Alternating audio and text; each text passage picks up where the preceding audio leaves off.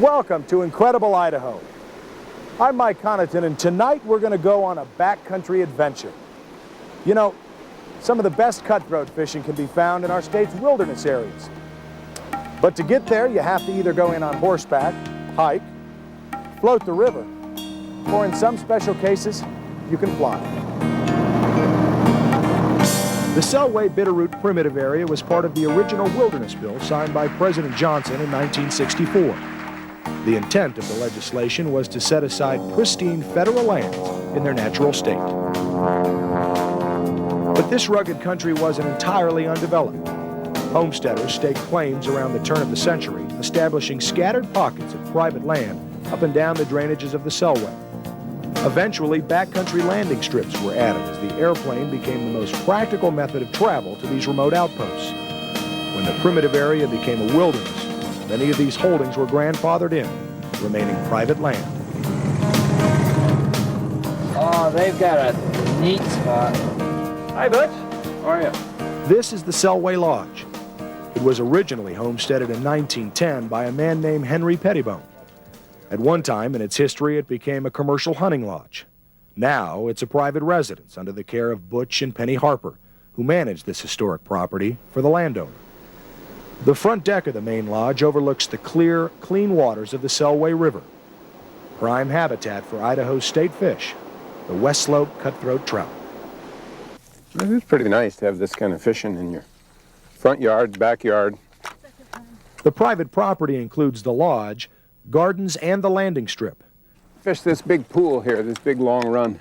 And once you cross this fence line, you're in the Selway Bitterroot Wilderness. Yeah, that's the spot. It's the kind of fishing you dream about.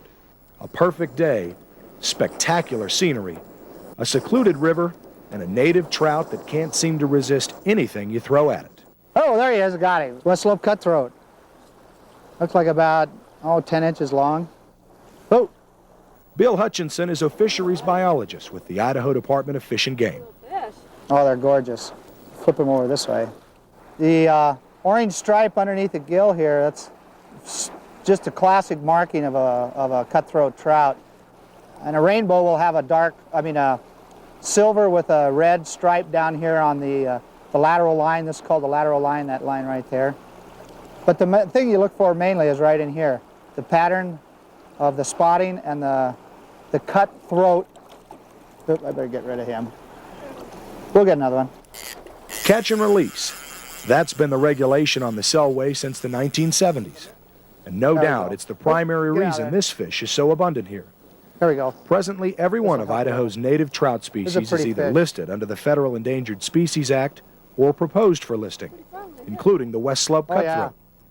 But state biologists don't believe that Idaho's West Slope cutthroat are in trouble.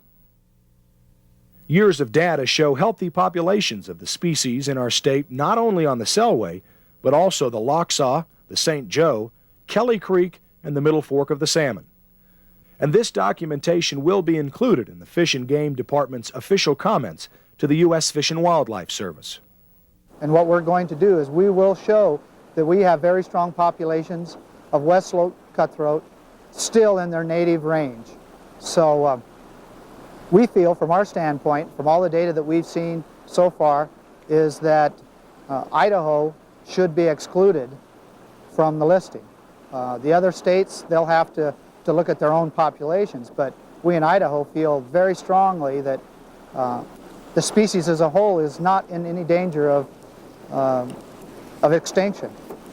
It should not even be listed as a threatened species. It's like another cutthroat.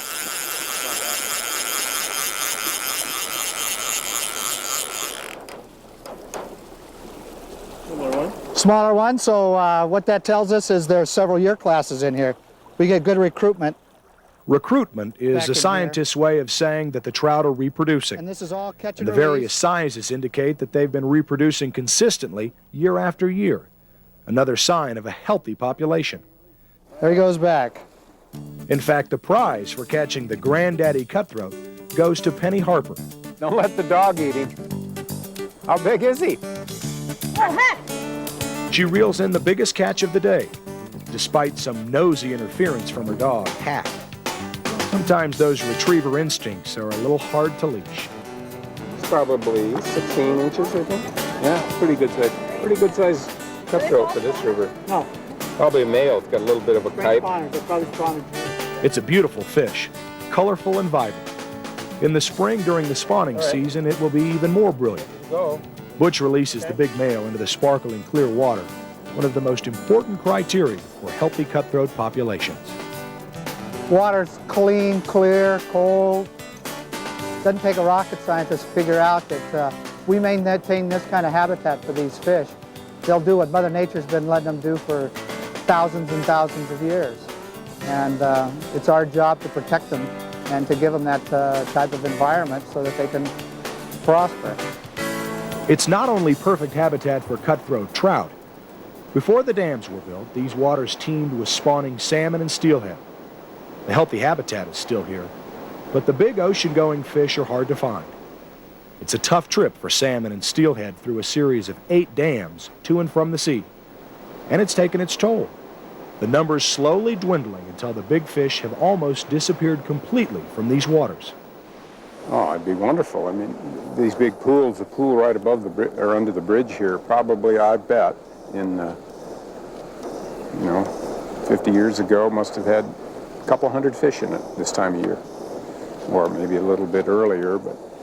And I imagine the bears wouldn't be giving us so much trouble if they had all that protein in the river to feed on instead of our apples. Bears like this fellow would be feeding on rotting carcasses of spawned-out salmon and steelhead.